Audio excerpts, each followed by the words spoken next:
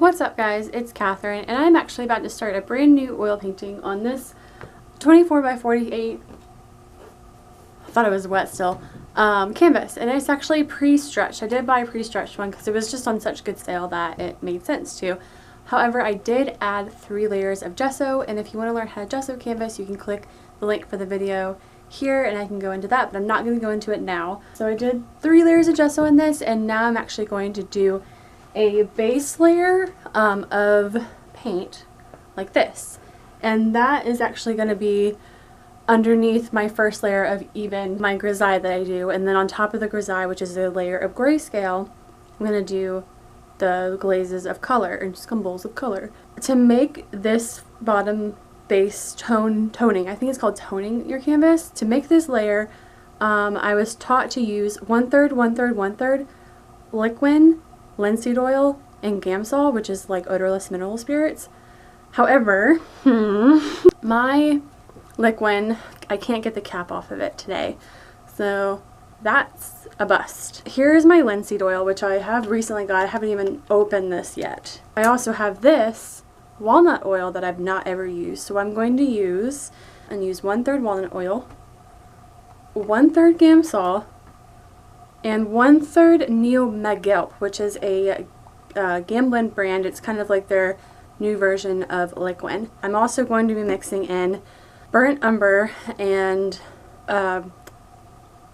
yellow ochre, and you want it super thin, and you almost want to go back and like just rub off as much as you can of the actual canvas. It will dry overnight and you'll be ready to paint on it the next day. So here I'm going to show you how I mix my 1/3, 1/3, 1/3. Okay, I have this new palette knife that I've not used before, and it's perfect because the inside, even though I've not used this actual product yet, it's hard right there and it's all dried out. So I'm actually having to use a palette knife to get that stuff out anyway. I can't talk right now.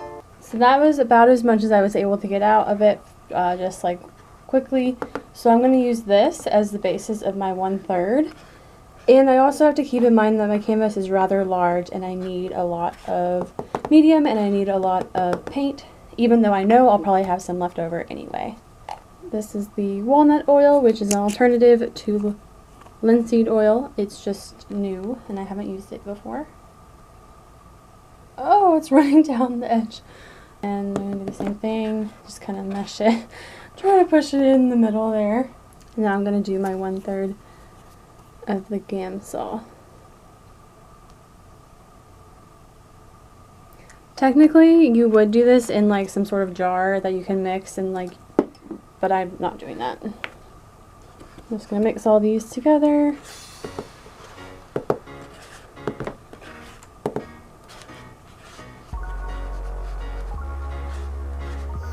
I don't know if that was 1/3, but I have said before in videos like, oh, there's no formula. I mean, I know that there is, but it's like cooking. It's like as long as all the ingredients are there, like mostly, it'll be fine. It's not like baking. Okay, so that's my mixture. 1/3, 1/3, 1/3. And I mean, the way that I learned to do this was literally just to like kind of feel it out, and like what it felt like to you is like how it's going to work on the canvas. It's going to be different for everyone. Some people might want it stiffer. I may have said raw or burnt umber, but this is raw umber, and this is just Utrecht brand, how I started. And I really don't think that it's important to have super high quality for this, because you're literally going to be just toning. It's just the base layer that's okay. So I normally use Gamblin or Williamsburg or something like that, but something like this that you need a lot of paint. Let's just squeeze that out there. Yeah, you don't really have to have like the best stuff. Way cheaper to get like a small or big thing like that. This one likes to leak on me. It's actually super sticky. I kind of want to pick one. That looks like a little poop.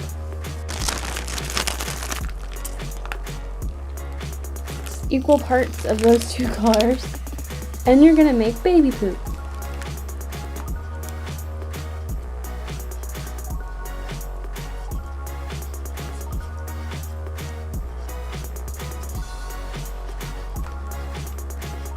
And the proportions of paint that you are using are going to depend on how yellow or how dark you want your toning to be. And mine's actually a little bit too brown for me, so I might add some more of that nasty yellow ochre. But it's really close. Like, the consistency of this is pretty perfect to what I want it to be. Actually, you know what? I'm not even going to bother with another color because it's just to kind of tone your canvas so that you have like a basis layer. It also makes it a lot easier when you actually start painting on it, because instead of having like the roughness of the canvas behind, it's almost like you're painting on a linen, oil prime linen. I'm sorry, this is for oil painting. I didn't say that yet, but it's almost like you're painting on an oil prime linen and having like a nice tone behind it, because I do like to do grisaille, so this is pretty good.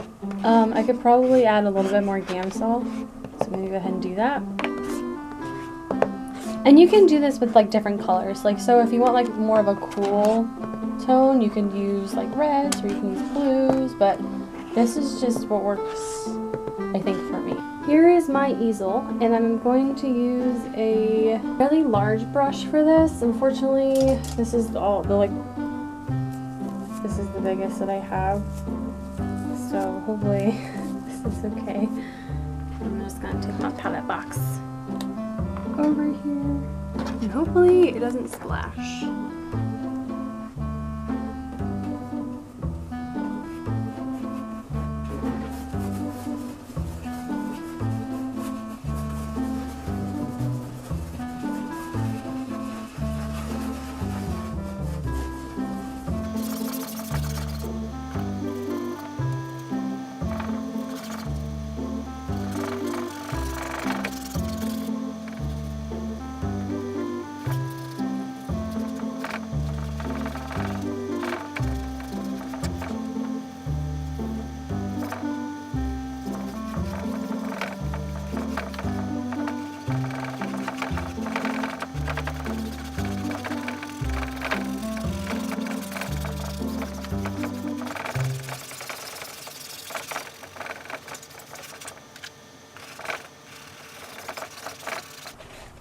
Okay, this is not going on quite quick enough, so I'm just going to go ahead and use a studio wipe, not that side because it has gesso on it, and try to spread it around like this.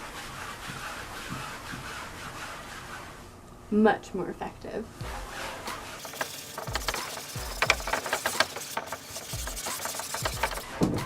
And also what this does is it gets rid of all your brush strokes in case you have like high and low spots when you're painting. I do probably have a little bit of that because I gessoed this myself, but not as much as I would if I just would have left all of those brush strokes.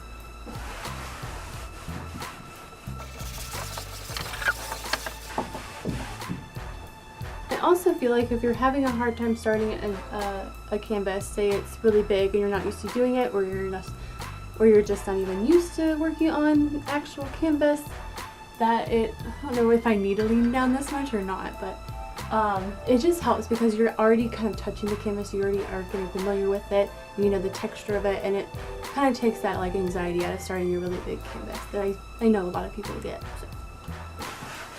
This is much lighter than the other canvas that I was working on, but basically it's okay because all of the white spots are going to be filled. Do you see the difference between this and this? This still has white in between, and this has all of those spaces filled, so that's what you want. So you may have noticed that I had some other canvases hung up on the wall behind my easel, and those I actually did stretch and gesso myself. And I noticed that these are way more absorbent than the one that I got from the store. So it does come out a lot darker, but just think about how much more paint you're saving by not putting it directly on the canvas. You have a buffer in between, something else that's going to be absorbing. It's going to turn out more like this one, which I stretched and gessoed myself, versus the one that I just gessoed on top of the store-bought one. So that one is going to be way lighter, obviously less absorbent, and this is going to be way less absorbent after I put this layer on it. So I'm actually going to do that with this one, and I have another one too. Okay, and I just finished my third canvas today, and I have hardly any paint left, which I'm very excited about. That was not wasteful. And one thing that I would like to just mention as like a side note or whatever, these I gessoed myself and I sanded them in between each layer.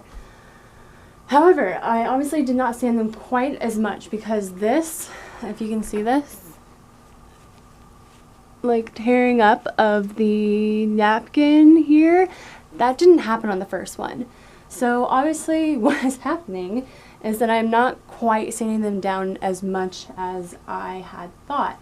So I guess just a note for myself for later. I just need to sand it more. Like that's all I can say. So yeah, that's what I have to say about preparing your canvas. And so like now, for me, the next step would be to let this dry overnight, and then I'm going to transfer my image with transfer paper. So I would recommend using some sort of charcoal rubbed on a piece of paper, tracing paper, whatever, if you're going to be transferring an image on like that. So yeah,